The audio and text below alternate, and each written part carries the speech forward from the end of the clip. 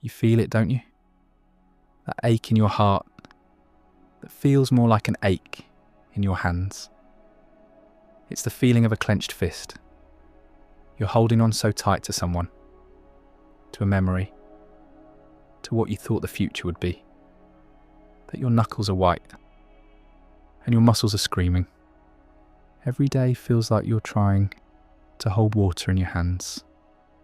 You squeeze tighter, thinking it will help, but the water just slips through your fingers faster, and what's left is just the strain, the desperate effort, and the cold, empty feeling of your own skin.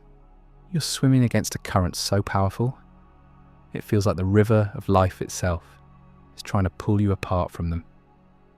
You exhaust yourself fighting it, telling yourself this exhaustion is proof of your love.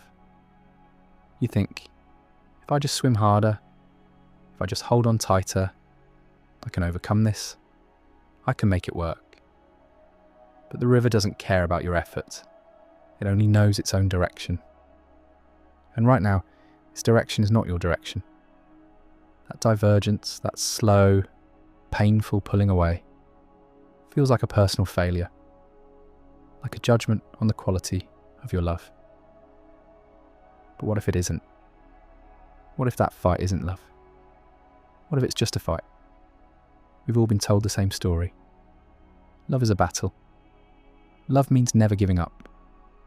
You fight for the people you care about. We see it in movies, we hear it in songs. It's a rule, written into the blueprints of our culture. And so, when a connection starts to fray, when a person starts to walk a path that clearly leads away from our own, we see it as a call to arms. We double down. We text more. We call more. We try to have the talk again and again, hoping this time the words will finally build a bridge over the growing chasm. We try to be more of what we think they want, or we try to change them into who we need them to be.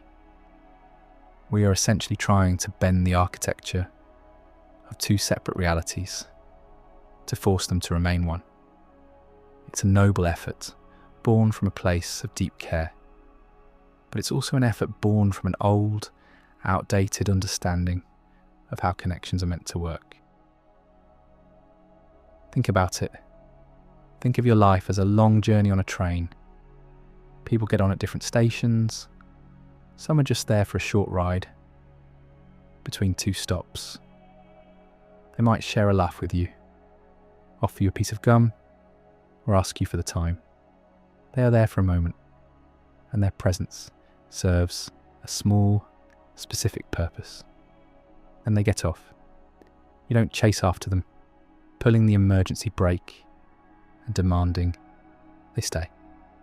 You just smile, perhaps with a little bit of gratitude for the brief company, and watch them go.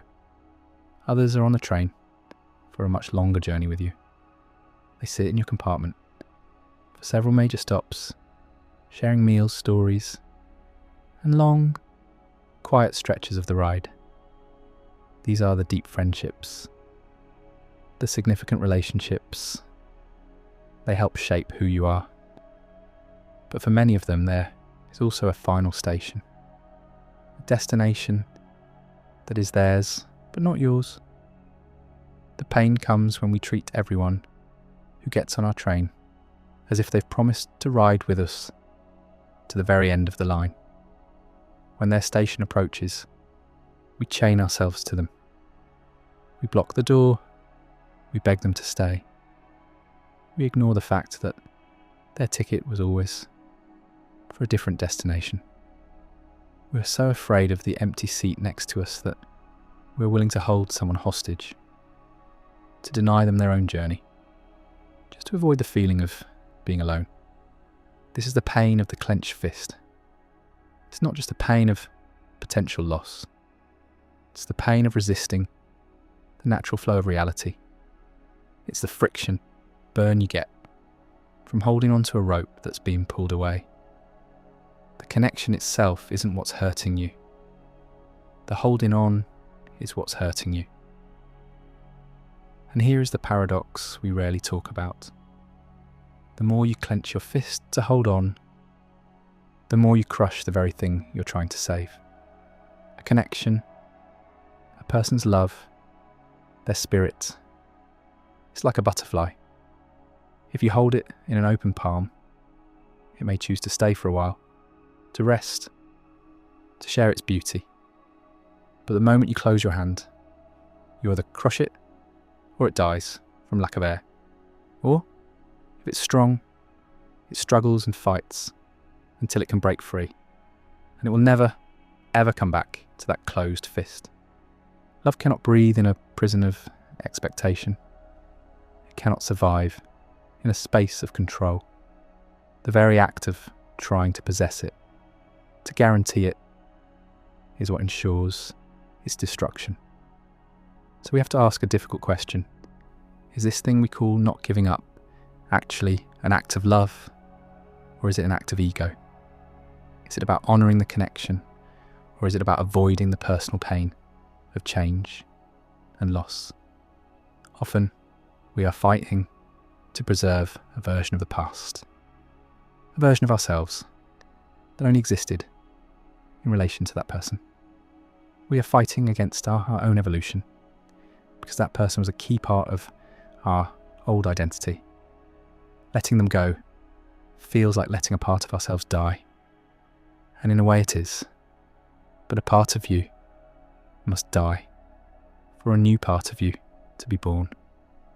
That's the rule of transformation. That's how growth is written into the fabric of our existence. Some connections are like booster rockets for a spaceship. They provide the immense energy and thrust needed to get you out of the atmosphere, to lift you out of a previous stage of your life. But to get to the next orbit, to where you are truly meant to go, you have to let them fall away. It's not a tragedy, it's a necessary part of the journey. Their mission was to get you here. And they succeeded. What greater act of love is there than that? By the way, our shared space of light and awareness is on its way to 100,000 people. Thank you to everyone who subscribes and brings this moment closer. So what happens after the booster rocket falls away? For a moment, there is silence. A different kind of silence.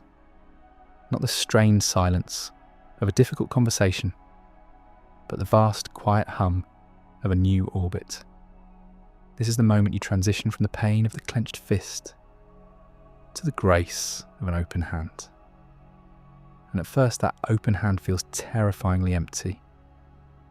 It feels cold. All your senses are screaming at the absence of the thing you are holding so tightly. This is the part that no one prepares you for. Letting go isn't a single, clean act. It's a process, and the first step feels like a profound, undeniable loss. And we must honour that. It is a loss. A chapter has closed. A season has ended. To pretend it doesn't hurt is to lie to yourself. The grief is real because the connection was real. But here is where the shift in understanding the architecture of reality begins. We are taught to see endings as failures. A relationship that ends. A friendship that drifts apart. A job you leave. They are all framed as things that didn't work out. But what if that's the wrong way to measure it entirely? What if a connection's success isn't measured by its duration, but by its completion? Think of it like a beautiful, intricate puzzle. You and another person come together to work on it. For months, or maybe even years, you find the pieces, you see how they connect. You build a picture together. It's fulfilling and meaningful. Then one day, you place the final piece. The picture is complete. It's done. What do? Do you break down in tears and call the puzzle a failure? because there are no more pieces to add. No. You stand back, together or apart, and you admire the finished work. You appreciate what you created. You feel a sense of accomplishment, maybe a little sadness that the process is over, but an overwhelming gratitude for the beautiful image you now have. A completed connection is the same. It's not a failed one. It's a mission accomplished. The love doesn't die. It simply transforms from an active process into a finished masterpiece that is now a permanent part of the gallery of your soul. Understanding this helps us understand the mechanics of release. Letting go is not an act of pushing someone away. Pushing is still an effort. It's still a clenched muscle. It's just the other side of the same coin as holding on. True release is an act of removing your own resistance. Imagine you're standing in a river, holding onto a heavy rock to keep from being carried by the current. Letting go isn't about throwing the rock. It's about simply uncurling your fingers. It's about ceasing the effort of holding on. You're allowing the natural flow of things to resume. When you try to hold someone in your life who is meant to be moving on, you are creating an energetic dam. The pressure builds. It becomes stagnant and unhealthy for both you and them.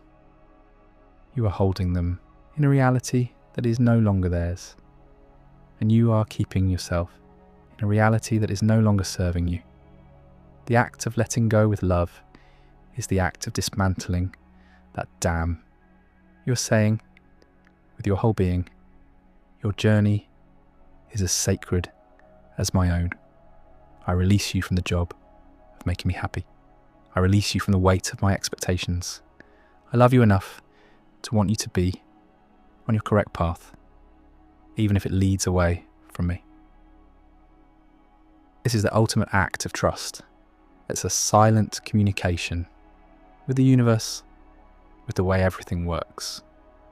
You are letting go of your need to control the outcome. And what happens when you do that? What happens when you finally open your hand? An open hand can do something a clenched fist can never do. It can receive. As long as you're desperately holding on to what was, you have no space, no capacity, no energy to receive what is meant for you now. Your focus is entirely on the past. Your hands are full. The universe might be trying to hand you the most beautiful, aligned, and perfect connection for who you are today, but you can't take it. You're too busy clutching a memory. When you release someone with love, you send a powerful signal. You are telling the network of reality, I trust the flow. I am not defined by who I lose, but by the love I am willing to give freely. I am ready for the connections that match who I am becoming. It's like spring cleaning for your soul. You go through your life and see the connections that were meant for a past season. You thank them, you honour them, and then you gently pack them away, creating space. And the new open space is a vacuum that life loves to fill. The people, opportunities and insights that are aligned with your new self will suddenly have a place to land. They were always there, circling in a different orbit. But now you've finally moved into the same orbit yourself. You didn't have to chase them. You just had to let go of the anchor that was holding you in a lower one. This is not about forgetting people. It's about changing how you carry them. Instead of carrying them like a burden, a heavy suitcase you have to drag everywhere, you carry them like a lesson learned, a song memorized in your heart. They become part of your foundation, not part of your daily struggle. The love becomes a warm glow inside you, not a desperate grip outside of you. This is the art. It's the gentle, brave and transformative practice of turning your grip into a grace. It's choosing trust over fear. It's choosing freedom for them and ultimately for yourself over the illusion of control. It's the final, most profound expression of love, the willingness to set it free. If this video changed something in you, write in the comments, "My love sets free." Write it as your promise. Nobody